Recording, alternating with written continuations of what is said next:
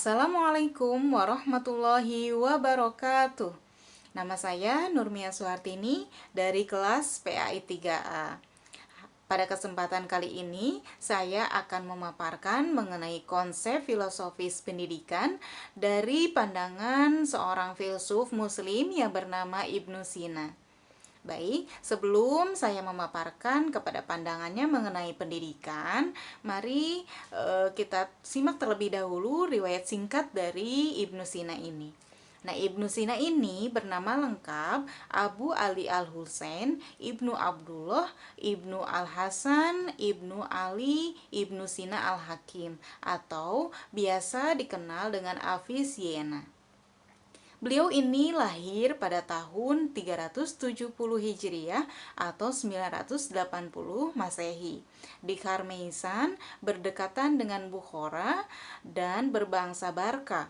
Sekarang itu Uzbekistan, ibu kota Samani, sebuah kota peninggalan dari dinasti Persia di Asia Tengah dan Khorasan.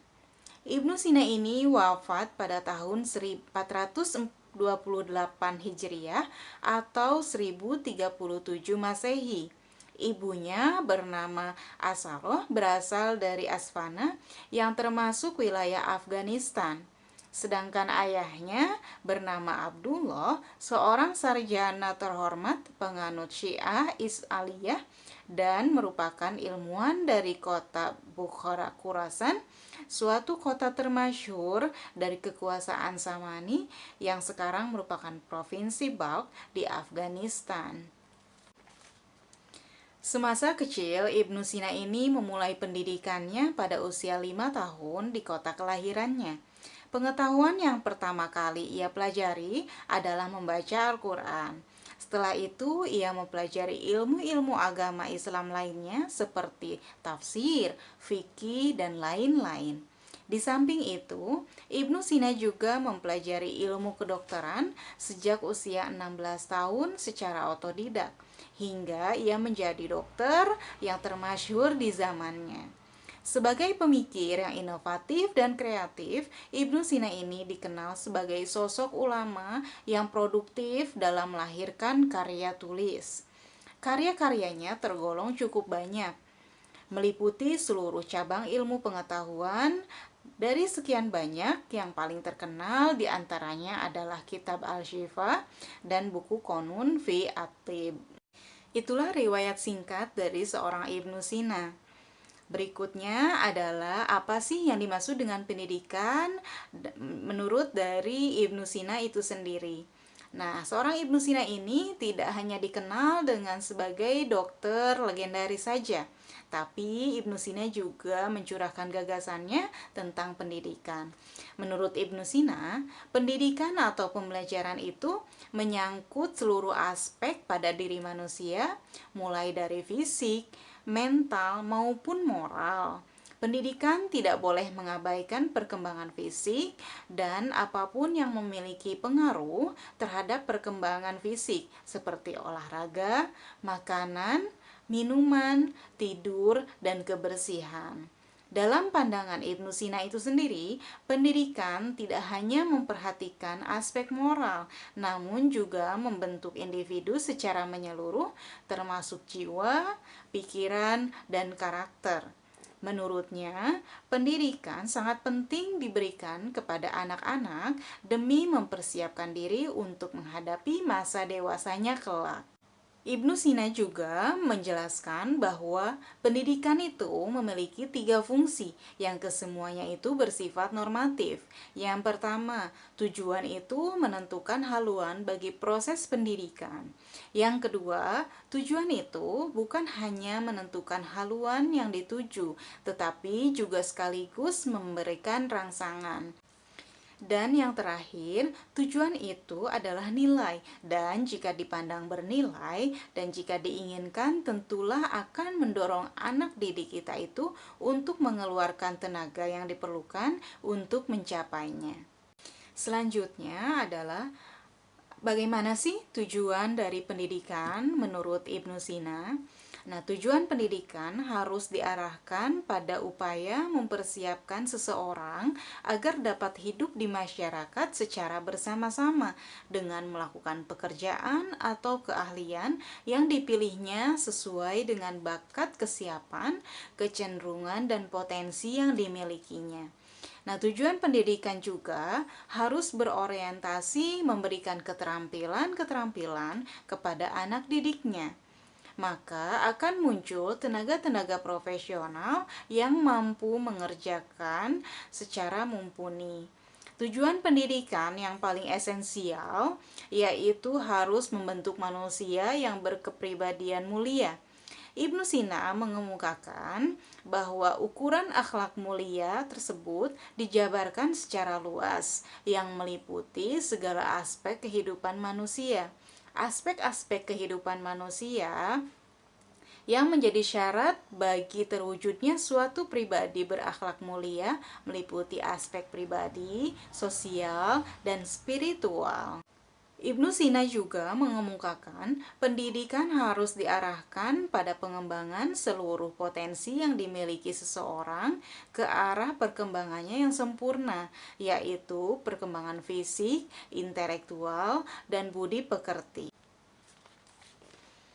Juga dijabarkan dari tujuan dari pendidikan jasmani, diharapkan seorang anak ini nantinya akan terbina pertumbuhan fisiknya dan cerdas otaknya. Nah, sedangkan dengan adanya pendidikan budi pekerti, diharapkan seorang anak memiliki kebiasaan bersopan santun dalam pergaulan hidup sehari-hari dan sehat jiwanya. Dengan pendidikan kesenian, diharapkan pula anak didik dapat mempertahankan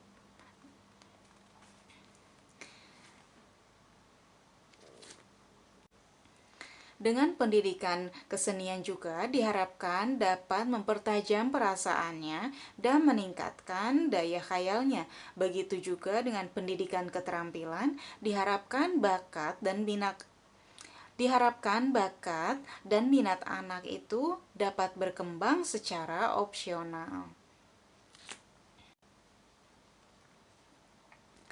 Dan dengan pendidikan kesenian diharapkan dapat mempertajam perasaannya dan meningkatkan daya hayalnya. Begitu juga dengan pendidikan keterampilan diharapkan bakat dan minat anak itu dapat berkembang secara optimal.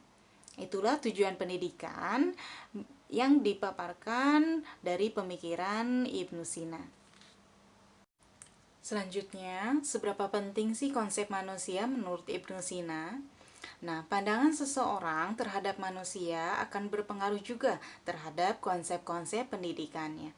Ibnu Sina sendiri mengenai hakikat manusia, dia berpandangan khususnya adalah konsep jiwanya.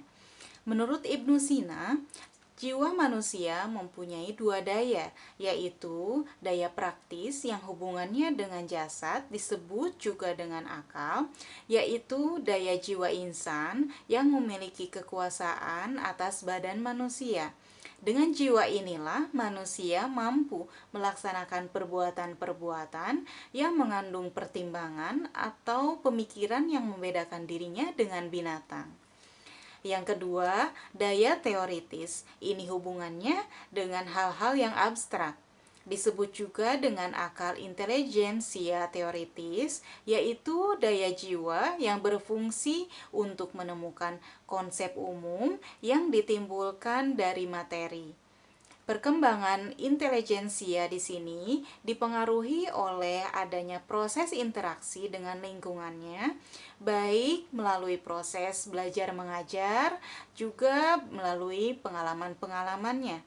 Dan untuk meningkatkan kualitas jiwa dan akal manusia diperlukan pendidikan, karena sifat seseorang bergantung pada jiwa yang berpengaruh pada dirinya.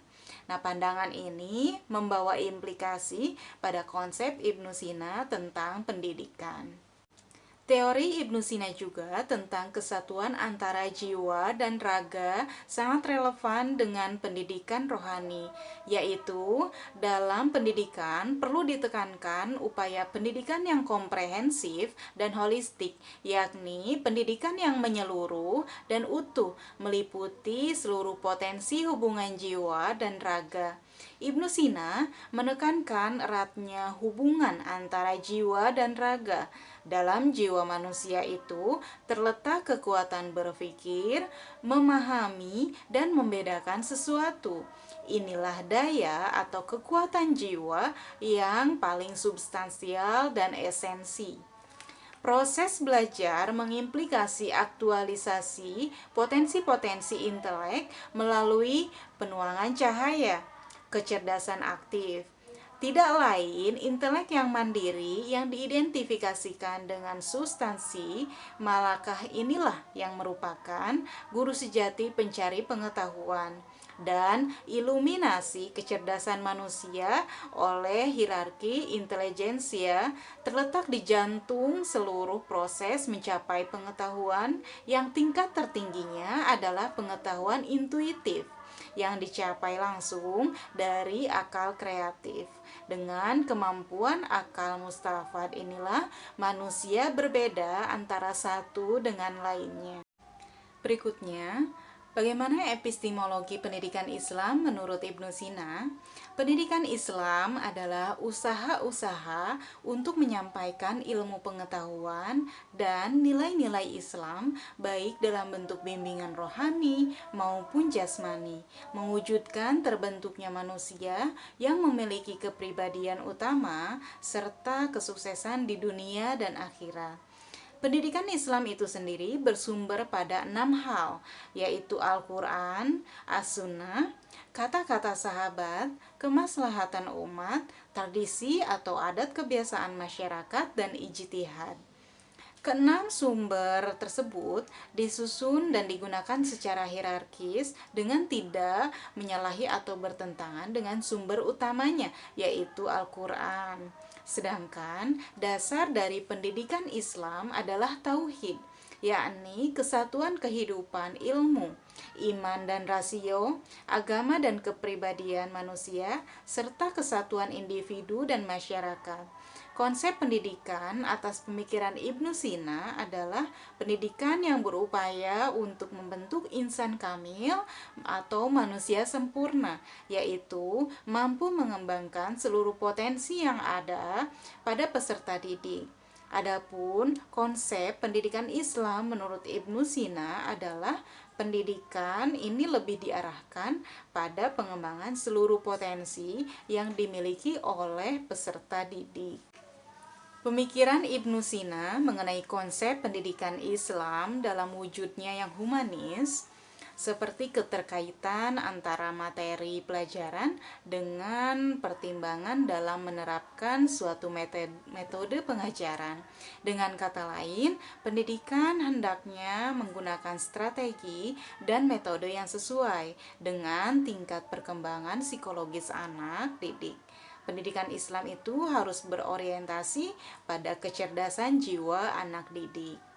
Baik, selanjutnya faktor apa saja sih yang perlu diperhatikan untuk mewujudkan tujuan pendidikan menurut Ibnu Sina? Nah, untuk mencapai menjadi manusia sempurna atau menjadi sosok manusia yang berakhlak ini, maka harus dimulai dari dirinya sendiri, serta ditunjukkan dengan kesehatan jasmani dan rohaninya. Bila kondisi ini dimiliki, maka manusia akan mampu menjalankan proses muamalah dengan teman pergaulan dan lingkungannya, serta mampu mendekatkan diri kepada Allah. Bahkan pada akhirnya mampu bermakrifat kepada Allah. Dan kondisi yang demikian itu merupakan puncak dari tujuan pendidikan manusia, yaitu kebahagiaan. Selain itu, mengenai tujuan pendidikan yang membentuk manusia yang berkepribadian akhlak mulia, Ibnu Sina juga mengemukakan bahwa ukuran akhlak mulia tersebut dijabarkan secara luas yang meliputi aspek kehidupan manusia. Di antaranya yaitu aspek pribadi, sosial, dan spiritualnya. Ketiganya ini harus berfungsi secara integral dan komprehensif tentunya. Pembentukan akhlak mulia ini bertujuan untuk mencapai kebahagiaan. Nah, dan yang berkenaan dengan budi pekerti, kesenian juga maka diperlukan suatu keterampilan sesuai bakat dan minat yang erat dengan perkembangan jiwa dari seseorang tersebut. Dan yang terakhir, berdasarkan dari konsep filosofis pendidikan dari Ibnu Sina, pemikiran Ibnu Sina ini dalam mengarahkan pendidikan anak-anak kepada apa yang menjadikan mereka baik, kemudian menuangkan pengetahuan mereka pada prinsip yang ditetapkan yang bersifat khusus. Pemikiran ini pun masih relevan dengan pendidikan yang saat ini, modern saat ini, di mana instansi-instansi pendidikan seperti di SMK-SMK ini pada khususnya menerapkan atau membekali anak didiknya keterampilan yang akan bermanfaat di kemudian hari dan akan menjadi nilai ekonomisnya. Nah, selain itu, pandangan Ibnu Sina juga masih sangat aktual dan relevan dengan perkembangan pendidikan pada saat ini. Relevansinya itu terletak pada upaya mempersiapkan anak didik agar dapat hidup di masyarakat secara bersama-sama dengan melakukan pekerjaan yang sesuai dengan bakatnya, kesiapannya, kecenderungan, dan potensi yang dimilikinya tanpa mengabaikan unsur akhlakul karimah sebagai ciri dasar anak didik. Nah, dan berdasarkan dari kondisi pendidikan saat ini juga banyak sekarang ini pendidikan-pendidikan dari yang mengedepankan Al-Quran sebagai landasannya, sekolah-sekolah Islam, maka dengan itu akan terbentuk karakter dari peserta didik yang berakhlakul karimah sesuai dengan ajaran-ajaran dari konsep Al-Quran yang diharapkan. Baik, baik, itulah merupakan pemaparan dari pemikiran konsep filosofis pendidikannya Ibnu Sina. Terima kasih. Wassalamualaikum warahmatullahi wabarakatuh.